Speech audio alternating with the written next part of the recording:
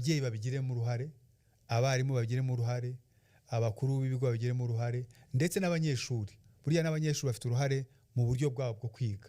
Turabakangurira gukorana umwete, kuko ntabwo bashobora gutsinda batakoze.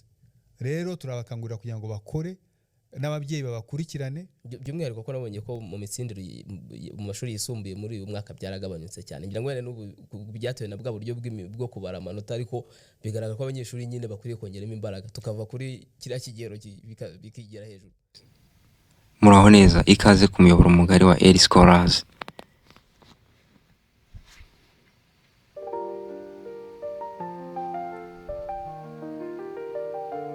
Niba uri mushya ku rubuga rwacu ukaba ubonye icano bwa mbere, menya ko iyi cano ibagezaho amakuru y'ingenzi atandukanye. Ahangaha uzahasanga job ziri available niba warasoje mu byiciro bitandukanye. Icyo waba warize cyose mwijejeje ko ahangaha uzahakura amakuru y'ingenzi yagufasha kandi akakugirira akamaro mu buryo bwiza cyane. Niba ushaka gukomeza amasomo yawe kuri scholarship, hano niho hantu hanyaho uri. Niba ushaka gukora professional internship cyangwa training zizagufasha muri kariyeri yawe, uri ahantu hanyaho. Icyo usabwa ni ukutibagirwa gukora subscribe, kanda subscribe aho hasi, ukande kuri turn on all notification kugira ngo utazajya ucikanwa n'ikiganiro cyangwa se guidance itandukanye tubagezaho mu bintu byose bitandukanye.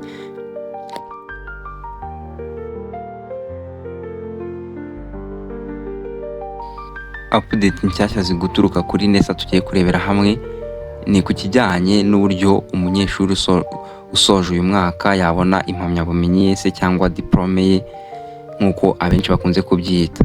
Ikindi, hari ibigo bitandukanye bigeze nko kuri 60 na bingahe NESA yafunze.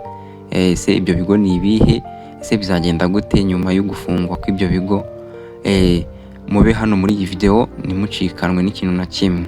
Ikindi, mbibutsa ko ku musozo w'iyi video ijya gusoza ndabagezaho scholarship ziri available ku bantu baraba bazumvishe bwa mbere, kugira ngo buri wese ajye amenya opportunities ziri available, adacikanwa n'ikintu na kimwe, bibe byamufasha kugira ngo akore application, ategereze ko ashobora kuba yabona admission akajya kwiga muri ibyo bihugu byo hanze cyangwa se mu Rwanda, nk'uko hari scholarship ziri gutangwa hanze n'iziri gutangwa mu gihugu cyacu. NESA yamaze gutangaza liste y'ibigo bitandukanye bigeze kuri 60 birengaho yafunze mu buryo butandukanye.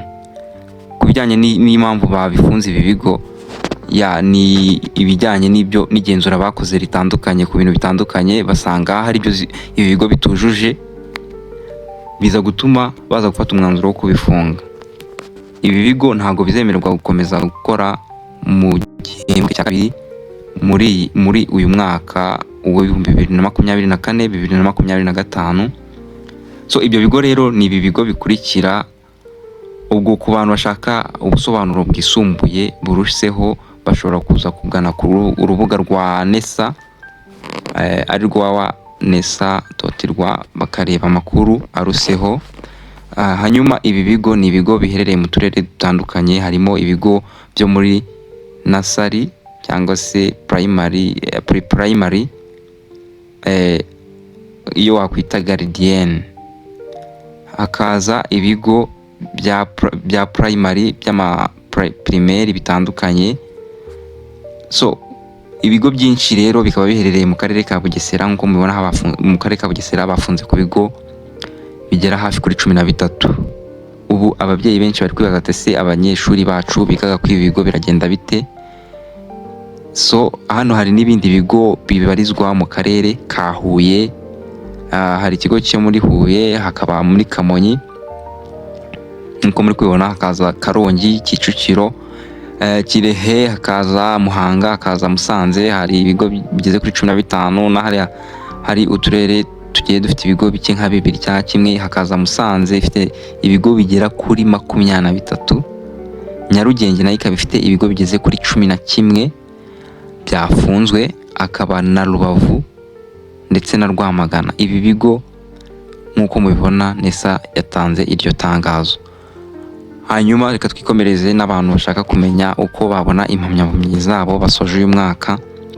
niba warasoje uyu mwaka ukaba ukeneye kumenya uko wabona impamyabumenyi yawe, kurikira video witonze. Ikindi ku bantu badasoje uyu mwaka bakaba barasoje mu myaka itandukanye, hari scholarship ngiye kubasangiza ziri available n'uburyo wakora application. Stay tuned, nimucikwe n'ikintu na kimwe. NESA binyuze ku rubuga rwabo rwa X yatangaje uburyo ama Advanced Level Certificates azatangwa, ndetse Advanced Level Certificates nizo abenshi bakunze kwita diplome zizatangwa muri ubu buryo bukurikira nk'uko byatangajwe ku mbuga nkoranyambaga za NESA. NESA iramenyesha abanyeshuri bose cyangwa se abantu bose basoje amashuri yabo mu mwaka w'ibihumbi 2023 2024 ko diplome zabo cyangwa se impamyabumenyi zabo zizabageraho mu buryo bukurikira. Uburyo bwa mbere ku banyeshuri bari private, abanyeshuri aribo tuziho bakoze candidat libre cyangwa se aba private candidates bazatora amadiploma yabo, ama certificate yabo bazajya kuyakura kuri NESA ku muntu ubishinzwe bajyanye indangamuntu yabo cyangwa se passport ku bantu baturutse mu bihugu byo hanze. Abanyeshuri bo basanzwe biga bisanzwe ku bigo bitandukanye, impamyabumenyi zabo bazazibona ku bigo bigagaho, bazajya bajya ku bigo bigagaho hanyuma babe bahabwa impamyabumenyi zabo. Hanyuma aba graduates cyangwa se abasoje n'ubundi amashuri yabo yisumbuye bakeneye ko bazajya gufatirwa amadiploma yabo ku muntu bazatuma azagenda yitwaje indangamuntu imuranga n'icyangombwa cyerekana ko yahawe uburenganzira bwo kumufatira iyo mpamyabumenyi. Hanyuma impamyabumenyi aba school head teachers barasabwa ko bazajya collectinga se cyangwa kwegeranya gukusanya izo mpamyabumenyi cyangwa certificates za NESA guhera ku itariki 20 z'ukwezi kwa 10 mu mwaka wa 2024. Abanyeshuri mwese musoje uyu mwaka murumva ko impamyabumenyi zanyu zigiye kubageraho soon muri ubu buryo bwatanzwe bwamenyeshejwe biturutse kuri NESA. Nibwo muzifashisha murimo muragira gute, murimo murajya kwakira impamyabumenyi zanyu, muzifashishe muri application zitandukanye, haba abashaka kuzikoresha muri job application ndetse n'abashaka kuzikoresha muri scholarship application ndetse na kaminuza zitandukanye. Usoje uyu mwaka ukaba turamenya amakuru ya application iri gukorwa muri RICA yo twita Rwanda Institute for Conservation Agriculture. Iyi application yatangiye ku itariki ya 1 z'ukwezi kwa 12 ikaba izarangira ku itariki 31 z'ukwezi kwa 12 muri uyu mwaka. Ubwira buri minsi mikeya ikagera kuri deadline. Uyu munsi niba warasoje muri amwe mu masomo atandukanye, nakoze video isobanura byose hano, ndaza muze kujya muri description, ndaza kubashyiriramo link murebe iyo video, then mumenye ukuntu mwakora application, mubone na link ya application. Wowe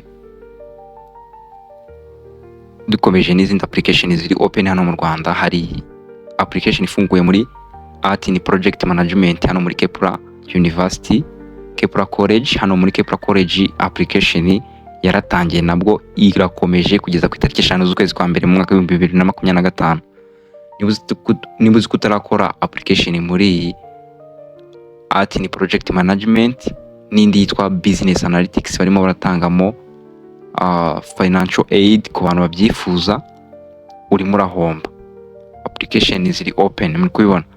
Niba utarakora application ahantu hamwe ukaba ukeneye umuntu wagufasha gukora application, ndaza gutanga email muri description, munyandikire kuri email be nabaguidinga mbafashe gukora application mu buryo butandukanye. Tuvuye kuri application ziri open mu Rwanda, tugiye gukora n'izindi application ziri open abroad, ariko ntago nagenda nibagiwe,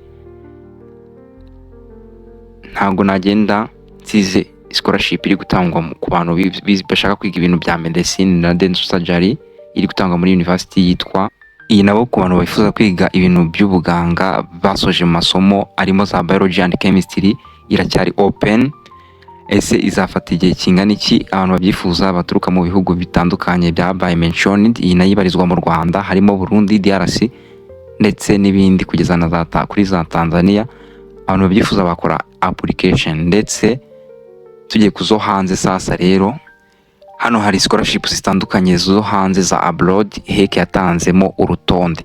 Hari application iri gukorwa muri Lika, iyo niyo mu Rwanda twayivuzeho. Hari application iri gukorwa muri China, hakaba iri gukorwa muri Cuba, hakaba n'izindi zitandukanye hano ziri gukorwa muri Mauritius, ndetse nk'uko nagiye mbigarukaho nagiye mbisobanura muri video zanjye, hakaba n'indi yo muri Korea. Muraza kujya muri description murebe video nashyizemo zitandukanye nagiye nsobanura. Niba utarakora application hano hantu urimo urahomba.